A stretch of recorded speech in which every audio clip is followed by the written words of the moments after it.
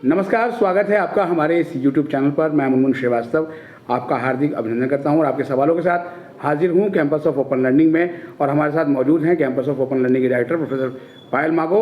और सबसे पहले उन्हें बधाई देंगे मेरिटोरियस स्टूडेंट के लिए एक भव्य कार्यक्रम कराने के लिए। लेकिन साथ में जो पीछे इंटरनल असेसमेंट चल रहा था 3rd और 5th सेमेस्टर के लिए, उसके बाद फर्स्ट के लिए शुरू हुआ, बहुत सारे PWBD स्टूडेंट मिले कि वो नहीं दे पाए हैं क्योंकि उनके साथ कहीं ना कहीं शारीरिक इशू है। तो कैसे वो दे पाएंगे मैम? उनके लिए कोई व्यवस्था हो रही है? पहले तो आपका बहुत बहुत धन्यवाद मुनमुन जी। आपने जो हमारा मेरिटोरियस स्टूडेंट्स का कार्यक्रम था और मेरिटोरियस स्टूडेंट्स के इंटरव्यूज़ भी कवर किए। और 26 जनवरी है तो मैं सभी छात्राओं को, सभी दर्शकों को 26 जनवरी की गणतंत्र दिवस की बहुत बहुत शुभकामनाएं देना चाहती हूँ। जैसे आपने कहा कि कुछ PWD स्टूडेंट्स हैं जो रह गए हैं।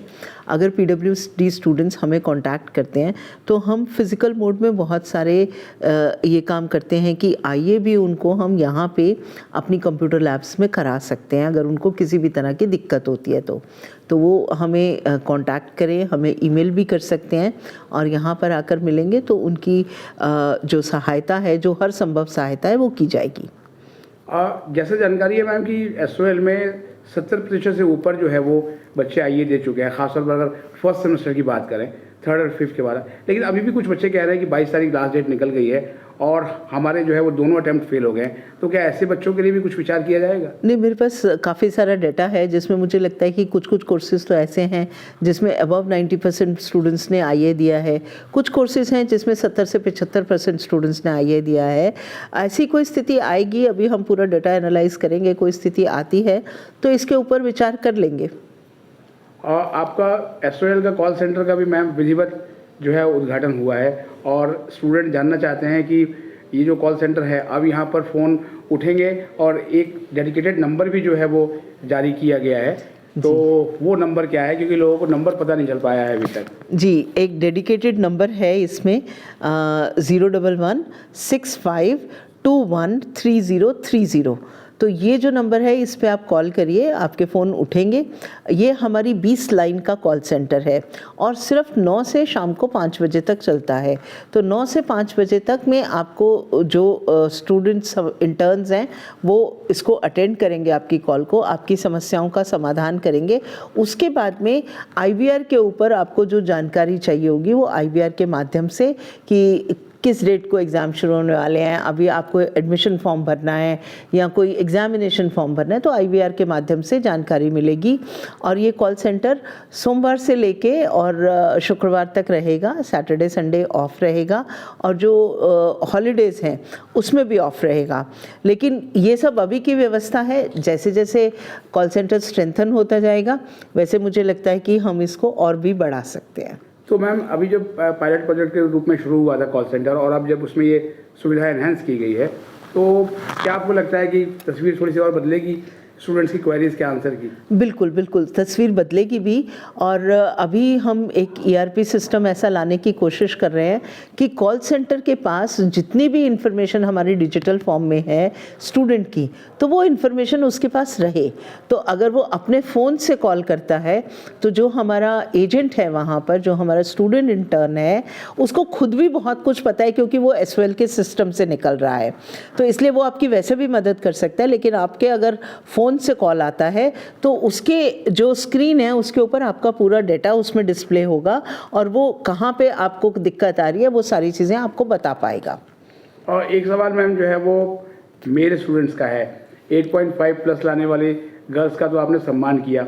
उनका ये कहना है कि बेशक हमारी फीस मत माफ़ करो, सर्टिफिकेट तो हमें भी मिलना चाहिए। नहीं, बिल्कुल उसकी व्यवस्था कर रहे हैं कि 8.5 एंड अबव का जो सर्टिफिकेट है वो सभी के लिए जनरेट हो पाए, क्योंकि उनका यही कहना है कि सोल के लिए टॉपर्स का मतलब केवल गर्ल्स हो गई हैं। नहीं नहीं, ऐसा नहीं है। अभी इस बार जब हमने टॉपर्स को पोस्ट ग्रेजुएशन के फेलिसिटेट किया जो कि 8.5 से ऊपर थे, उसमें एक मेल छात्र भी था जिसको गोल्ड मेडल की तरह उसको फेलिसिटेट किया गया क्योंकि उसने अपने सब्जेक्ट में टॉप किया था। हाँ, वो ओवरऑल ड्यू में टॉप किया था। अच्छा, एक चीज़ और भी है मैम, जो है वो आपके यहाँ क्रैच भी शुरू होने जा रहा है। जी, तो ये क्रैच शुरू करने का आइडिया कैसे आ गया?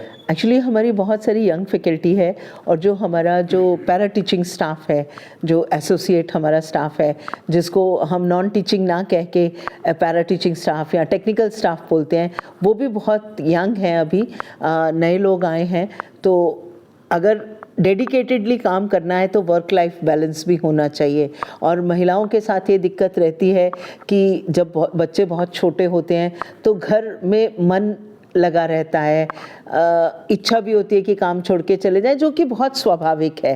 तो उनको ऐसी फैसिलिटी मिले कि उनके जो छोटे बच्चे हैं उनको भी प्रॉब्लम ना हो, वो उनको अपने साथ यहाँ पे ऑफिस में रख के देख पाएँ। और ऐसी क्रैच फैसिलिटी हम चारों सेंटर्स पे शुरू करेंगे, जहाँ जहाँ भी यंग फैकल्टी होगी और जहाँ भी हमें ऐसे लगेगा कि छोटे बच्चों को उसकी ज़रूरत है। और बहुत बार क्या होता है कि बहुत छोटे भी नहीं होते, स्कूल जाने वाले बच्चे भी होते हैं, और यहाँ पर जो पेरेंट्स होते हैं उनको जो पेरेंट्स हैं, जो फैकल्टी है या हमारा पैरा टीचिंग स्टाफ है, उनको समर वेकेशंस में पूरा काम करना पड़ रहा है, लेकिन उनके बच्चों की छुट्टी हो गई है स्कूल में। तो वो जो गैप है कि सारा दिन बच्चे को किसके पास रखेंगे, और जो एक स्वाभाविक रूप से जब से न्यूक्लियर फैमिलीज़ हुई हैं तो एक समस्या उन स्टूडेंट्स के साथ में, उन बच्चों के साथ में आई है। तो उनके लिए क्रैच का इंतज़ाम करने से हमारा जो सारे एम्प्लॉयज़ हैं उनको भी एक बेहतर एनवायरनमेंट और एक मानसिक जो एक शांति होती है वो मिलेगी कि वो कहीं ना कहीं अपना जो घर में उनको अपने धर्म निभाने चाहिए वो भी ठीक से निभा पा रहे हैं। पायलट प्रोजेक्ट के रूप में आपने जो है वो स्टडी मटेरियल घर पर भेजने की सुविधा की, जो है वो वैन को हरी झंडी भी जो है वो दिखाई गई, और उसके बाद स्टूडेंट्स की लिस्ट भी हमने देखी वेबसाइट पे कि जिनके जो है वो पैकेज डिस्पैच किए गए। मान लीजिए मैम किसी स्टूडेंट के घर पे नहीं पहुंचता है और वापस आता है, तो क्या उसको वो एसओएल से ले सकता है? हाँ, वो एसओएल से ले सकता है, उसका पैकेट हम रखेंगे। और वो उसी स्थिति में नहीं पहुंचेगा कि जब उसका एड्रेस कहीं ना कहीं गलत होगा, और उसके लिए भी हमने वेबसाइट पे सुविधा दी है। अगर आपका एड्रेस पुराना है या गलत हो गया या चेंज कर दिया आपने एड्रेस, तो आप अपना एड्रेस अपडेट कर सकते हैं। तो आप वेबसाइट पे जाके देखेंगे तो आप अपना एड्रेस भी अपडेट कर सकते हैं। अच्छा मैम, अभी जो है वो कुछ ऑनर्स कोर्सेज के लिए शुरू की गई है सुविधा जी।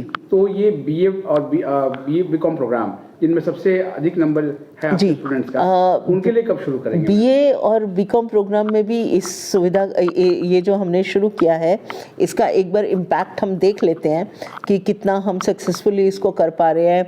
स्टूडेंट्स के एड्रेसेस का एक बहुत बड़ा इशू रहता है, क्योंकि जब स्टूडेंट्स साइबर कैफ़े में जाके भरते हैं तो साइबर कैफ़े में जो लोग बैठे होते हैं किसी भी तरह का एड्रेस भर देते हैं केवल एडमिशन उनका कराने के लिए।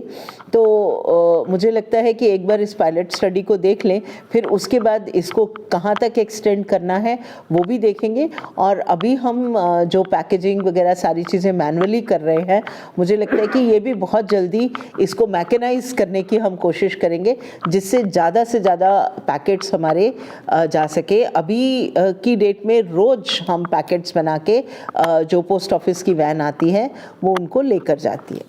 बहुत बहुत धन्यवाद मैम, और आपको गणतंत्र दिवस की बहुत बहुत शुभकामनाएं। जी धन्यवाद।